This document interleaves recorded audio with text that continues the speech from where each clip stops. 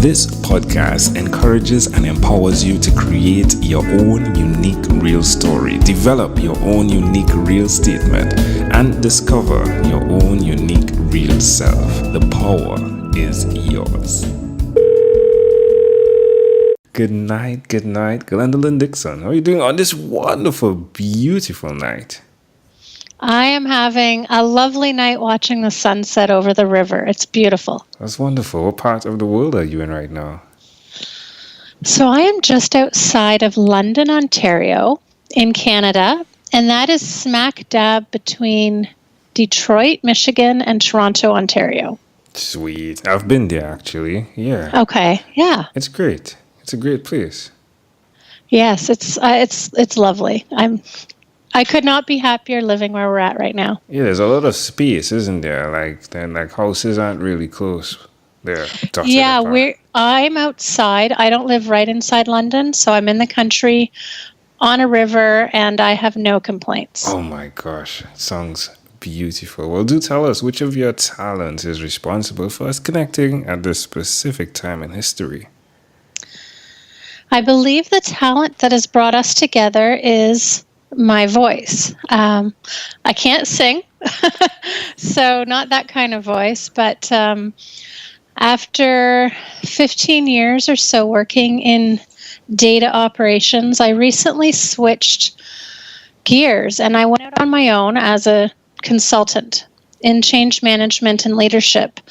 And part of that has involved me speaking out and speaking up for issues that I care about, learning to write and do public speaking. And I've learned an awful lot about myself during that process and becoming used to being vulnerable and also being a little bold and putting myself out there on shows just like this. Sounds like an interesting journey. Were you an introvert by nature?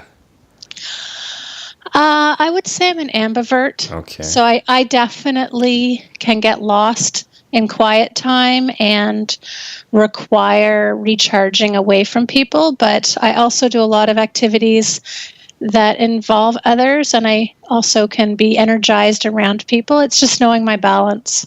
So what created the push to make the switch from corporate to consulting?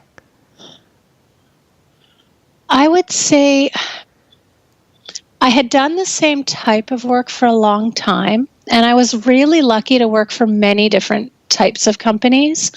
I don't have a very straight line as far as a career is concerned, and the time was right. The worst that could happen is it doesn't work out. You know, I think we are really tied. We have the sense of identity that is very tied to our jobs and our careers, and we forget that the worst thing that can happen is it doesn't work out and you do something else. So yeah, I'm out there trying, and I'm learning so much every day about myself, about being in business for yourself, and I get to work with a larger variety of people than I would have if I was at one company. So that the variety is great. I was seeing you've written a book as well, Carpe Diem, yeah, as well. What's that about? Carpe Diem, I am a featured author in Carpe Diem. I'm not the only author, but it is a collection of inspiring stories from women all around the globe. And we're all talking about living our purpose, finding something that sparks your passion and pursuing it. And in my case, it actually is tied to finding my voice and using it to create change. That's wonderful. That's wonderful. Yeah. Where's the best place for someone that's listening to connect with you? Somebody that wants to connect with me, the easiest place would be my website. So glendalynndixon.com. But I keep it really simple. That is my handle for LinkedIn, Twitter, Instagram, Facebook. So it's always just Glendalynn Dixon. I don't know that anyone else has that name, so that's the easiest way to find me. This is the first time I've seen that name as well, Glendalynn. I have not seen that. Do you know what it means? Okay, so in all honesty, there are other Glendalyns out there I'm starting to find, but in my case, my dad made it up. I have, my mother's name is Glenda, and I have an Aunt Linda, and my grandfather's Glenn, and so he sort of mixed them all together and came up with Glendalynn. Love it. Your tech space and what you did there, like you've done some amazing things, right? Like have you gotten any awards or any certificates of appreciation? Sure, yeah. I was really honored a few years ago, surprised actually. I thought I was being asked to nominate somebody for the Tech Champion Award that's handed out here in London every year. But it turns out they were actually calling to tell me I had won. Wow. But I didn't know that was the case. So that was a little funny story. And then just last year, I was listed as a Women in Tech to Watch in 2018. So, yeah, there's been some lovely accolades along the way, completely unexpected. That's wonderful. Well, tell me one of the things that you've done consistently over the last 3 years, please. Okay, so I am going to come back to my voice. One thing I started to do, it was just a little over 3 years ago. As a leader, I no longer held back expressing my perspective. And I don't mean to imply that I was disrespectful, but I had seen too often companies making decisions or the leadership making decisions just assuming there was buy-in to that decision. And people, even if they knew they were going to go ahead and make a choice, they wouldn't speak up and just at least say, hey, I have some questions. Can you explain to me why we're doing this? And so I stopped holding back, and I made sure that I always could go home and know that my perspective had at least been expressed, and I never had to wonder, if only I had said something. So it erased that feeling completely from me. So 2 questions pop up immediately. How did it make you feel for yourself, and how did it make you feel when you saw the reactions of others that were in the room? So at first it was quite scary, but it got a little easier. And again, I really, the word empowered gets overused, I think, but it really did make me feel empowered that, I had this opportunity and I didn't waste it.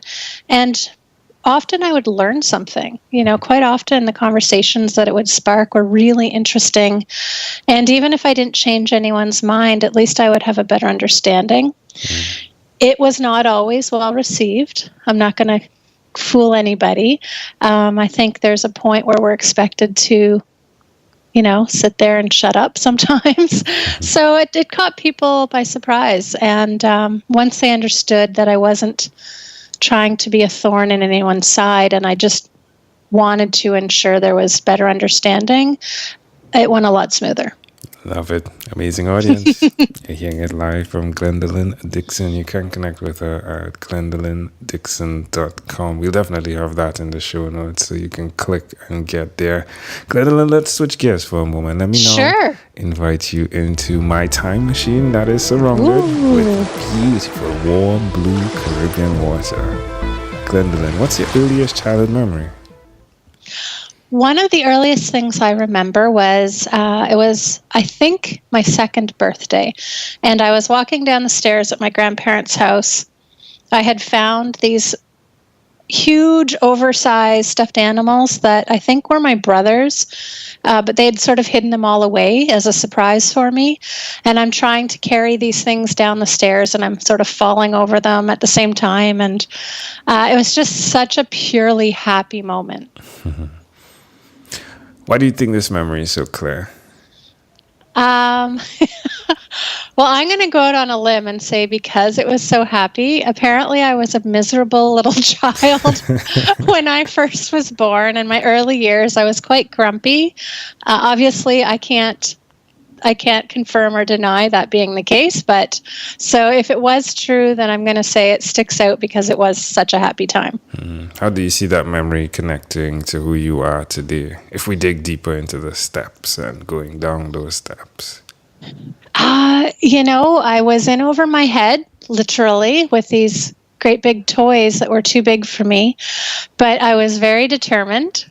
And there was no stopping me, even if I tumbled down a few of those stairs. So definitely that determination has continued through my lifetime. Love it. Can I offer an interpretation to the thought picture you created in my mind with that memory? Absolutely. I love the concept of the corporate ladder and going down the steps with all of the things that bring you joy. And I equate it to you just stepping away from that corporate space, but you being the person that is expressing your thoughts and your concerns openly. It's like those teddy bears that give you that courage and that comfort in the midst of it. But I think going down, as much as it can seem bad sometimes, it's a step to going up again. I think that is a fantastic interpretation, actually. So I freely admit to people that my career compass was broken and that I was trying to climb a ladder that was somebody else's life. So you've done a fantastic job with that.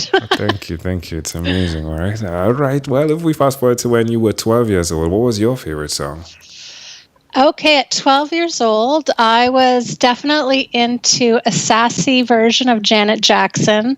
So, what have you done for me lately? Love it. All right. Yes. All right. Well, we've arrived at our destination. But before we get off of this time machine, there's a small declaration form. So it's yes or no. We're going to move pretty quickly here. Are you ready? Got it. Glendalynn, have you chosen someone to pass on your skills to? Yes. Are you married? Yes. Do you have children? No. Do you believe in God? No. Do you have an inner circle of friends? Yes, absolutely. Do you watch TV for more than 3 hours a day? No. How about 3 hours a week? Yes. What about screen time, the phone and the computer? Is it more than 8 or less than 8 hours a day? It's going to be close every day. That's what my job is. So, Glendalynn, if you had to share with us your own unique real statement, a statement that represents who you are, Glendalynn Dixon, what would you say that is? Well, a statement that I would put out there for anybody is simply do not underestimate the positive influence that your words and actions have on others. Love it, Glendalynn. This has been such a great pleasure. Before you leave, is there anything else you'd like to share with our amazing audience? No, I just hope everyone has had a fantastic time. This is just such a great positive experience. So thank you so much, Angel. You are welcome. Blooper. I appreciate you as well. Thanks for passing by. Glendalynn Dixon, thank you for being on What is Inspired by 12-Minute Convos with Angel Jones.